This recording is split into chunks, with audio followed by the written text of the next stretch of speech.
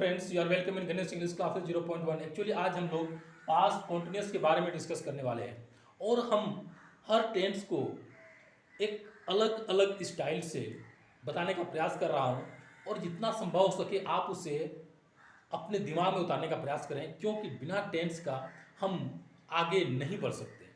Tense हमारे life में बहुत इंपॉर्टेंट है और without tense we can't progress. तो आपको थोड़ी सी मेहनत तो अवश्य करनी ही पड़ेगी। और मैं आपको ज़्यादा मेहनत के लिए नहीं बोल रहा हूँ, बट आप थोड़ी सी यदि 5 मिनट 10 मिनट इस वीडियो को अच्छी तरह से वॉच करते हैं तो मैं वादा करता हूँ कि आपको हर प्रकार की कॉन्सेप्ट आपके मनोमस्तिष्क में आ जाएगा और आप बिना मेहनत यानी हल्की सी मेहनत से आप मंजिल को प्राप्त कर सकते हैं। हम जानते हैं, कहा जाता है कि आंखों पे आ जाते हैं आंसू, आंखों में आ जाते हैं आंसू, फिर भी लबों पे हंसी रखनी पड़ती है। आंखों में आ जाते हैं आंसू, फिर भी लबों पे हंसी रखनी पड़ती है।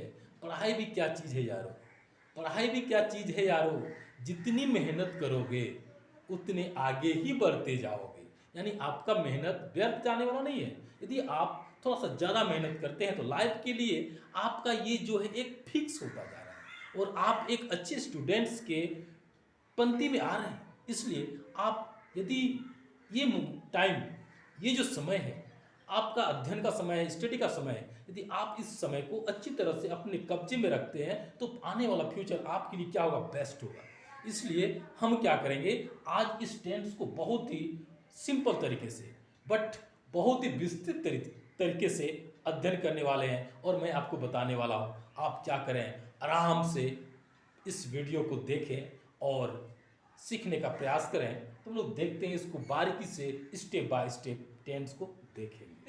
ये पास्ट कॉन्टिन्यूअस टेंस को हम कैसे परिभाषित करेंगे, प्लस उसका आइडेंटिफिकेशन क्या होगा और उसका स्पेशल रूल क्या होगा और इसके स्ट्रक्चर्स क्या होंगे, उसको हम लोग बारीकी से समझने का प्रयास करेंगे और आप मन से देखने का प्रयास करें और मैं आपको समझाने का प्रयास करता हूं। जैसे what is past continuous tense, यानी पास्ट कॉन्टिन्यूअस टेंस किसको बोलेंगे, तो इसका हम बोल सकते हैं कि when the verb shows that the past action is mentioned as incomplete or continuous in the past time is said to be in the past continuous tense। यानी when the verb shows that the past action is mentioned as incomplete or continuous in the past time is said to be in the past continuous tense। जैसे हम बोल सकते हैं कि जब क्रिया बीते हुए समय में, यानी बीते हुए समय में कार्य की अपूर्ण अवस्था में जारी रहने को दर्शाती है तो उसे अपूर्ण भूतकाल कहते हैं। यानी ये अपूर्ण अवस्था में जारी रहने को दर्शाती है, यानी ये जो काम है ये पास्ट में हुई है और पास्ट में ये अपूर्ण है, यानी अपूर्ण अवस्था को दर्शाती है, तो इसे हम पास्ट कॉन्टिन्यूअस टेंस कहेंगे। अब जैसे देखते हैं कि इसका आइडेंटिफिकेशन क्या है, इसका पहचान क्या है, क्या पहचान होगा कि हम समझ सकते हैं कि ये पास्ट कॉन्टिन्यूअस टेंस का है। तो जैसे हम बोल सकते हैं पहचान में कि जिस हिंदी वाक्य के क्रिया के अंत में, यानी जिस हिंदी वाक्य के क्रिया के अंत में क्या होगा, रहा था होगा, रही थी होगा, रहे थे या रही थी इत्यादि लगा रहे तो उसे अपूर्ण भूतकाल कहते हैं। यानी ये चार पहचान हो सकता है, क्या क्या, रहा था, रही थी, रहे थे या रही थी इत्यादि लगा रहे तो उसे पास्ट कॉन्टिन्यूअस टेंस हम कह सकते हैं। अब ये देखेंगे इसका स्पेशल रूल क्या है, यानी इसका मुख्य रूल क्या है, यानी किसके साथ किसका प्रयोग होता है और कैसे होता है। तो देखते हैं, स्पेशल रूल है आपका दिया हुआ है कि आई, ही, सी, इट और सिंगुलर नंबर, यानी आई, ही, सी, इट और सिंगुलर नंबर। सिंगुलर नंबर का आप दुनिया में कोई भी नेम हो सकता है, वो सिंगुलर नंबर में हो, यानी जिससे सिंगुलर नंबर एक वचन का बोध होगा तो वहां पर हम क्या करेंगे, वास प्लस बिफोर का प्रयोग करेंगे। यानी वास प्लस बिफोर का प्रयोग कहाँ करेंगे, जहां पर आई हो, ही हो, सी हो, इट हो और सिंगुलर नंबर हो, यानी दुनिया का कोई भी नेम हो सकता है जो सिंगुलर नंबर में होगा तो उसके साथ हम वास प्लस V4 का प्रयोग करेंगे। और नेक्स्ट देखते हैं कि we, you, they plural number, we, you, they plural number, यानी इन सबों के साथ वेयर प्लस V4 का प्रयोग किया जाता है। तो अब हम लोग ये देखेंगे कि ये आपका क्या हो गया, ये आपका डिफिनेशन हो गया, ये इसका क्या हो जाता है, ये इसका पहचान हो जाता है कि जिसके अंत में रहा था, रहे थे और रही थी या तो रही थी इत्यादि लगा रहेगा, उसको पास्ट कॉन्टिन्यूअस टेंस बोलेंगे। इसके ये स्पेशल रूल हो गए कि आई, ही, सी, इट सिंगुलर नंबर के साथ वाज प्लस बिफोर का प्रयोग करते हैं, वी, यू, दे और प्लूरल नंबर के साथ क्या करते हैं, वेयर प्लस बिफोर का प्रयोग करते हैं। अब इसे हम क्या करेंगे, इसको स्ट्रक्चर में सजाने का काम करते हैं। और स्ट्रक्चर में क्या करेंगे, इसको क्रम यानी एक स्टेप बाय स्टेप से हम क्या करेंगे, उसको बनाने का प्रयास करेंगे। और कोई भी सेंटेंस को हम बहुत ही सिंपल तरीके से बना सकते हैं। और आप एक सेंटेंस को कई सेंटेंस में बनाने का आप में कैपेसिटी स्वयं आ जाएगा, क्योंकि आप उसमें अपने आप को टैलेंट शो करेंगे। क्यों?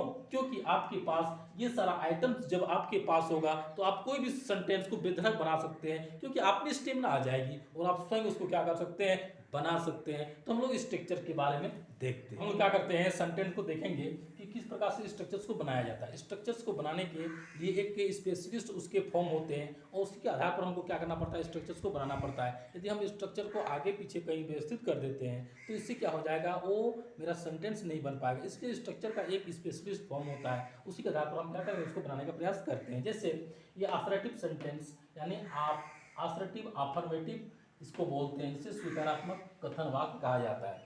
असर्टिव अफर्मेटिव के बदले हम अफर्मेटिव सेंटेंस भी बोल सकते हैं, इसे स्वीकारात्मक कथन वाक्य कहते हैं। इसका स्ट्रक्चर है subject plus was oblique were plus V four plus object plus full stop. यानी इसके माध्यम से हम क्या करेंगे, कोई भी सेंटेंस को बनाने का प्रयास करेंगे और इससे सेंटेंस मेरा क्या हो जाएगा, ऑटोमेटिक बन जाएगा। जैसे मैं तुम्हें अंग्रेजी पढ़ा रहा था, मैं तुम्हें अंग्रेजी पढ़ा रहा था, I was teaching you English, I was teaching you English. Next हम बोल सकते हैं कि वे लोग बाजार जा रहे थे, वे लोग बाजार जा रहे थे, दे वेयर गोइंग टू मार्केट। यानी इस प्रकार के सेंटेंस को असर्टिव सेंटेंस में कुछ भी हो आप क्या कर सकते हैं, उसको इस रूल के माध्यम से बना सकते हैं। आप पे कोई प्रॉब्लम नहीं होगा। आप सिर्फ क्या करेंगे, ये आपके पास होना चाहिए। यदि ये स्ट्रक्चर आपके पास है तो सेंटेंस को क्या करेंगे, आप किसी भी तरह का सेंटेंस हो यानी असर्टिव में होना चाहिए। यानी ये अफर्मेटिव वाले सेंटेंस को, असर्टिव अफर्मेटिव वाले सेंटेंस को आप इस स्ट्रक्चर्स के माध्यम से बना सकते हैं। आप में ये स्टेमिना होनी चाहिए कि ये आपके मनोमस्तिष्क में होना चाहिए, नहीं स्ट्रक्चर आपके पास होना चाहिए। यदि आपके पास स्ट्रक्चर्स है तो सेंटेंस स्वयं बनेगा। स्ट्रक्चर में आपका प्रॉब्लम है तो सेंटेंस में गलतियां होगी ही। इसलिए आप क्या करें, सबसे पहले इसको घोल के पी जाने का काम करें। यदि आप इसे अपने पास सदा के लिए फिक्स कर लेते हैं तो फिर ये सेंटेंस आपके चुटकी में बनेगा। देखते हैं नेक्स्ट है निगेटिव सेंटेंस, जिसको हम लोग नकारात्मक वाक्य बोलते हैं। निगेटिव सेंटेंस जिसे नकारात्मक वाक्य कहा जाता है, तो ये है subject plus was oblique were plus not plus V four plus object plus full stop. यानी ये इसका स्ट्रक्चर है। इस स्ट्रक्चर के माध्यम से हम पास्ट कॉन्टिन्यूअस का निगेटिव सेंटेंस बना सकते हैं। जैसे मैं तुम्हें अंग्रेजी नहीं पढ़ा रहा था, ये जो नहीं है ये नकारात्मक सेंटेंस को दिखाता है। तो मैं तुम्हें अंग्रेजी नहीं पढ़ा रहा था, I was not teaching you English. हम नेक्स्ट बोल सकते हैं कि वे लोग बाजार नहीं जा रहे थे, तो they were not going to market, they were not going to market. इस तरह से आप निगेटिव सेंटेंस कुछ भी होगा, यानी इस स्ट्रक्चर्स के माध्यम से आप निगेटिव सेंटेंस पास्ट कॉन्टिन्यूअस का जैसा भी सेंटेंस हो आप उसको बना सकते हैं। नेक्स्ट वो देखते हैं इंट्रोगेटिव अफर्मेटिव, इसको स्वीकारात्मक प्रश्नवाचक वाक्य कहा जाता है। तो स्वीकारात्मक प्रश्नवाचक वाक्य को कैसे बनाएंगे, सबसे पहले वास ऑब्लिक वेयर लिखेंगे, वास ऑब्लिक वेयर लिखेंगे प्लस सब्जेक्ट लिखेंगे प्लस बिफोर लिखेंगे प्लस ऑब्जेक्ट लिखेंगे प्लस क्वेश्चन मार्क अवश्य देंगे ही देंगे। यदि क्वेश्चन मार्क का प्रयोग हम नहीं करते हैं तो ये सेंटेंस मेरा क्या हो जाएगा, बिल्कुल गलत हो जाएगा। इसलिए आप क्या करें, क्वेश्चन मार्क का प्रयोग अवश्य करें। तो जैसे क्या मैं तुम्हें अंग्रेजी पढ़ा रहा था, क्या मैं तुम्हें अंग्रेजी पढ़ा रहा था, वास आई टीचिंग यू इंग्लिश, वास I teaching you English. Next बोल सकते हैं कि क्या वे लोग बाजार जा रहे थे, were they going to market. Question mark का प्रयोग आप करेंगे ही करेंगे। अब हम ये कह सकते हैं कि असर्टिव सेंटेंस जो होगा, यानी असर्टिव अफर्मेटिव का जो सेंटेंस होगा उसे हम क्या करेंगे, उसे इस स्ट्रक्चर्स के माध्यम से आप कोई भी एग्जाम्पल्स को बना सकते हैं। जैसे राम जा रहा था, मोहन जा रहा था, सीता जा रही थी, हम लोग जा रहे थे, वे लोग जा रहे थे, बच्चे दौड़ रहे थे। इस तरह का आपको ये देखना पड़ेगा कि सिंगुलर में है तो वास लगाएंगे और प्लूरल में है तो वेयर लगाएंगे। यानी आई वी यू ऐसा नहीं करेंगे, आई वी यू इसे ऐसा नहीं करेंगे।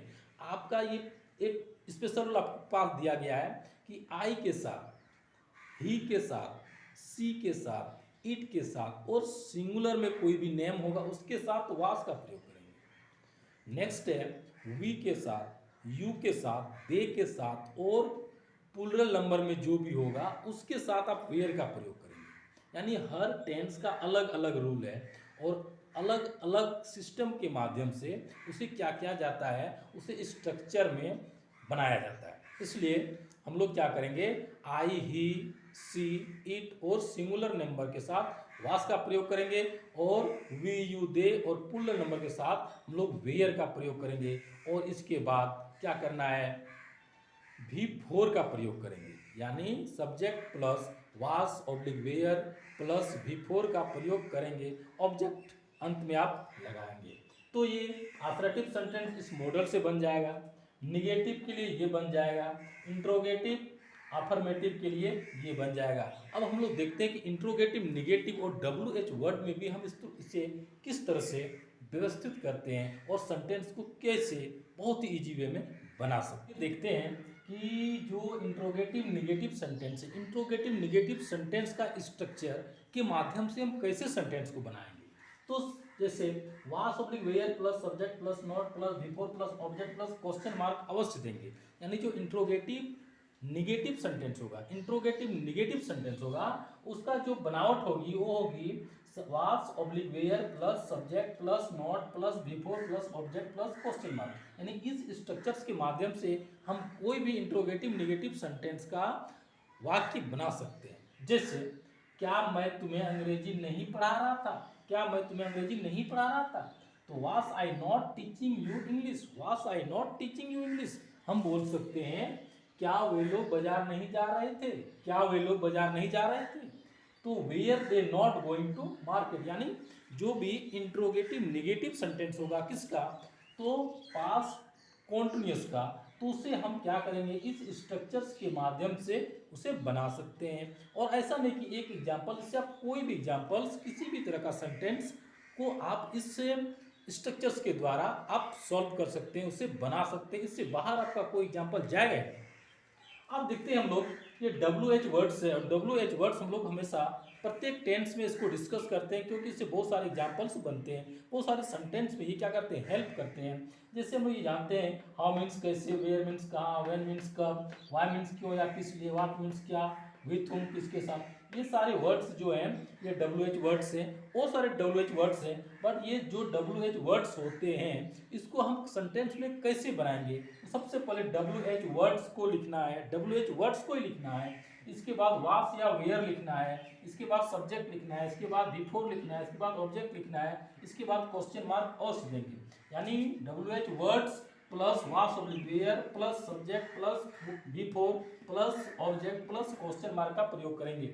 और इसका यदि हम निगेटिव बनाते हैं, इसी का WH में ही हम निगेटिव बनाते हैं, तो उसे कैसे बनाएंगे, WH words plus was oblique were plus subject plus not plus V4 plus object plus question mark. यानी ये WH का अफर्मेटिव होगा और ये WH का निगेटिव सेंटेंस होगा। जैसे मैं तुम्हें कैसे अंग्रेजी पढ़ा रहा था, मैं तुम्हें कैसे अंग्रेजी पढ़ा रहा था, ये हाउ है। हम बोल सकते हैं कहाँ अंग्रेजी, मैं तुम्हें कहाँ अंग्रेजी पढ़ा रहा था, मैं तुम्हें कब अंग्रेजी पढ़ा रहा था, मैं तुम्हें क्यों अंग्रेजी पढ़ा रहा था, मैं तुम्हें किस लिए अंग्रेजी पढ़ा रहा था, मैं तुम्हें क्या अंग्रेजी पढ़ा रहा था, मैं तुम्हें किसके साथ अंग्रेजी पढ़ा रहा था। यानी कोई भी सेंटेंस को हम क्या करेंगे, इसके माध्यम से जोड़ सकते हैं। जैसे मैं तुम्हें कैसे अंग्रेजी पढ़ा रहा था, तो how was I teaching you English, how was I teaching you English. Next है वे लोग क्यों बाजार जा रहे थे, तो why were they going to market.